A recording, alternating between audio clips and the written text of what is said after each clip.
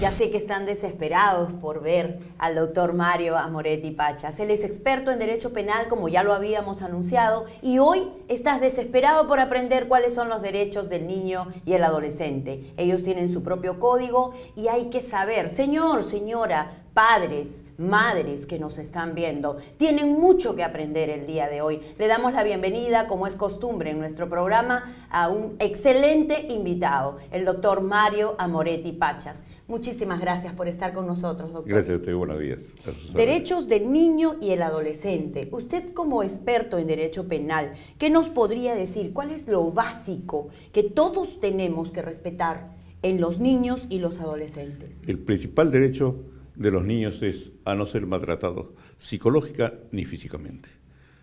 No solamente por los padres, sino por todo su entorno familiar y sobre todo por los profesores. Desgraciadamente, en estos últimos tiempos, vemos que este derecho que tienen los niños no es respetado, y principalmente por los padres. El maltrato psicológico y físico en muchas oportunidades da lugar, y lo digo por experiencia, no solamente en clases bajas, hablando de esta situación para clarificar el hecho, sino también en clases altas y medias. Esto, ¿cuándo y en qué momento se cristaliza este trauma originado a los hijos? Cuando cometen algún hecho delictivo, ya sea de adolescentes o ya sea de adultos. Se dedican a la drogadicción, terminan como homosexuales.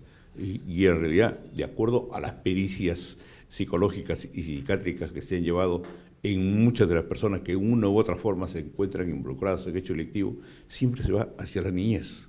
Los padres son los que incuban, ¿no? Los que generan esta violencia en estos seres humanos. Nunca me voy a olvidar un dicho que lo aprendí cuando tenía 15 años, nada más. Educa al niño si no quieres castigar al hombre.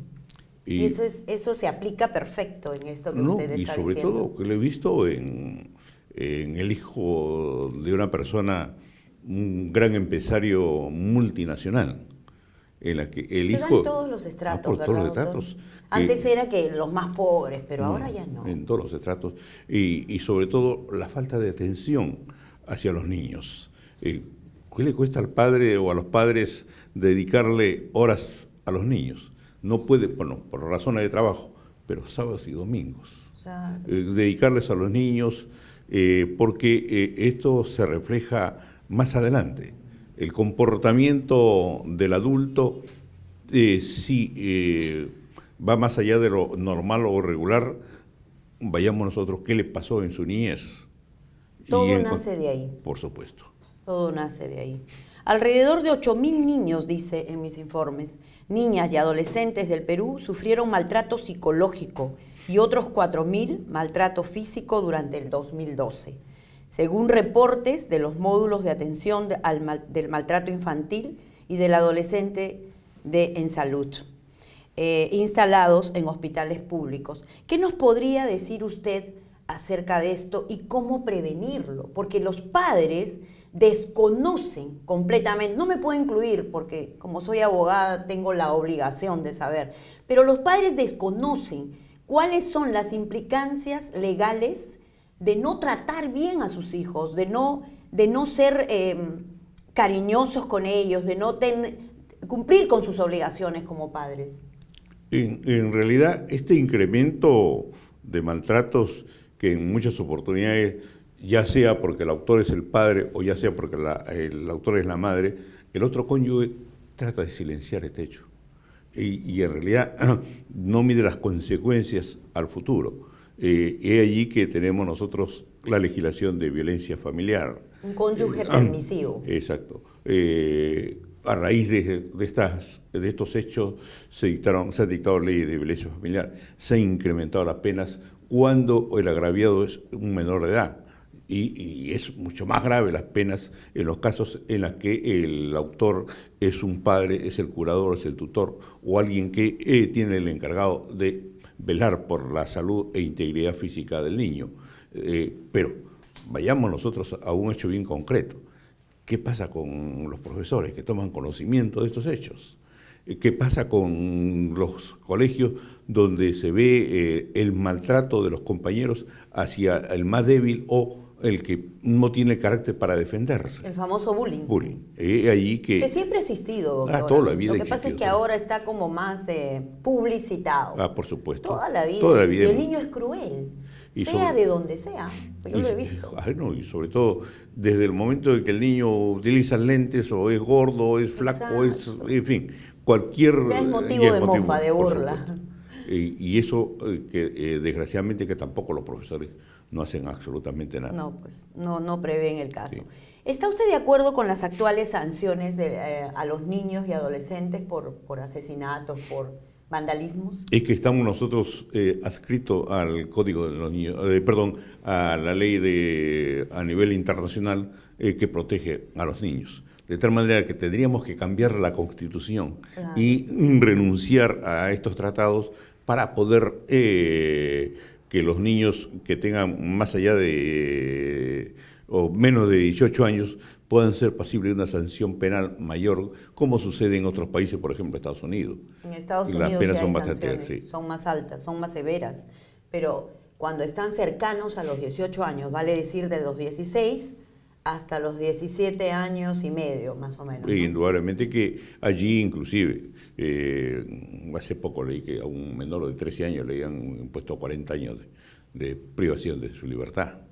Es lo que no sucede acá, porque el máximo del internamiento en un tratamiento para menores, en un establecimiento que trata a los menores, es 6 años.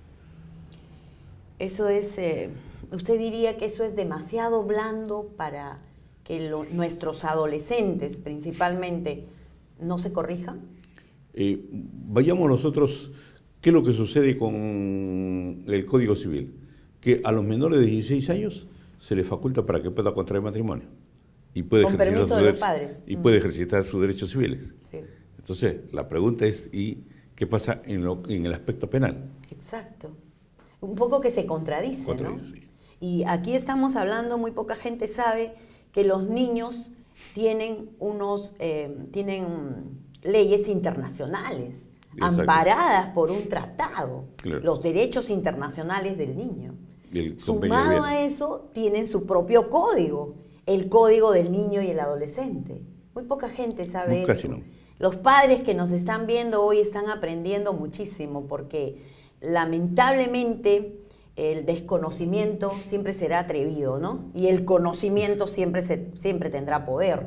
Ahora ya van a saber a lo que se atienen cada vez que tratan mal a sus hijos. ¿Cómo podríamos, doctor, en su experiencia, prevenir esta violencia dentro del seno familiar? Yo siempre aconsejo, e inclusive se lo he dicho a mis nietos. Los dos somos padres, por eso le pregunto. Que, si, Yo todavía no soy abuela. pero en sí algún soy momento son maltratados por sus padres, que no vacilen en coger el teléfono y llamar a la policía. E inclusive que me comuniquen a mí, y si llegara el caso, no creo, pero siempre pongo esta posibilidad para exagerar y hacerle ver hasta qué punto sus derechos de evitar ser maltratados están protegidos por la ley. Y no vacilen, me pasan ustedes la voz.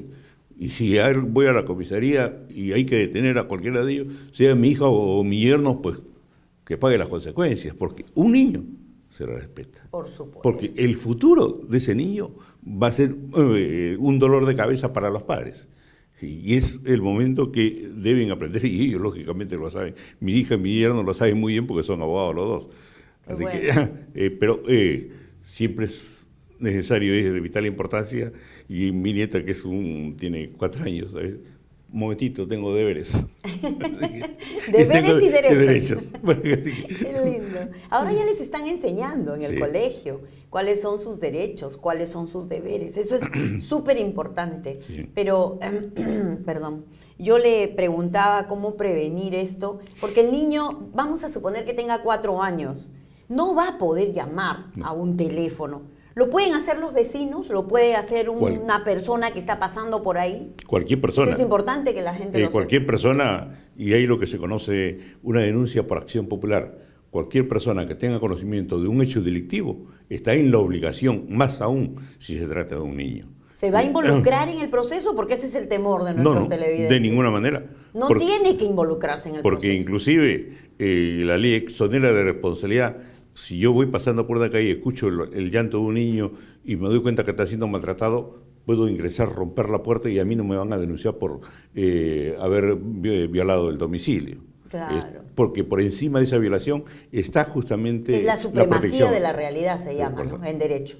La supremacía de la realidad. El bien jurídico protegido es el niño en ese momento. Por supuesto. Entonces yo puedo ser vecina, puedo ser transeúnte, puedo ser lo que fuera, pero estoy velando por el fin supremo, que en ese momento es el niño. Es el niño. ¿Verdad? Así el bien jurídico protegido en ese momento es el niño. Miren cómo aprenden en este programa. Regresamos enseguida tras la pausa aquí, en tu programa, Haciendo Uso de Tus Derechos.